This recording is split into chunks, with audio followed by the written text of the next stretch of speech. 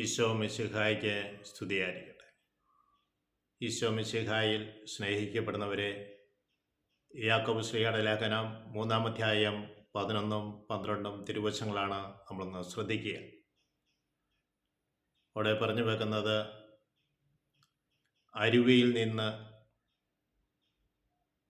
അരുവിയുടെ ഉറവയിൽ നിന്ന് മധുരവും കയ്പും പുറപ്പെടുവിക്കുവാനാവുമോ?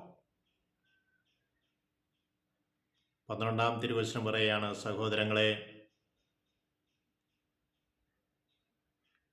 അത്തിവൃക്ഷത്തിൽ നിന്ന് ഒലിവ് ഫലങ്ങളോ മുന്തിരിവള്ളിയിൽ നിന്ന് അത്തിപ്പഴങ്ങളോ പുറപ്പെടുവിക്കുവാൻ സാധിക്കുമോ? ഉപ്പിന് വെള്ളത്തെ മധുരീകരിക്കാനാവുമോ എന്ന് പറയുമ്പോൾ, നമ്മളിൽ എന്താണോ നിലനിൽക്കുന്നത് അതേ പുറത്തേക്ക് വരികയുള്ളൂ എന്നാണ്. അതാണ് സൂചിപ്പിച്ചത്.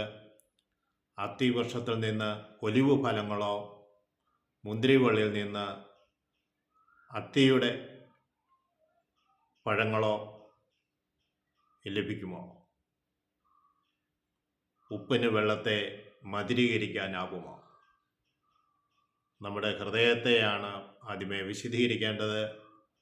ഹൃദയം വിശദീകരിക്കുമ്പോൾ മധുരം വിശദീകരിക്കപ്പെടും. പലപ്പോഴും നമ്മുടെ മുറിവുകളാണ് നമ്മളെ കൊണ്ട് സംസാരിപ്പിക്കുന്നത്. നമ്മൾ കണ്ടതും കേട്ടതും അനുഭവിച്ചുമായ കുറേ കാര്യങ്ങൾ നമ്മുടെ ഉള്ളിലുണ്ട്.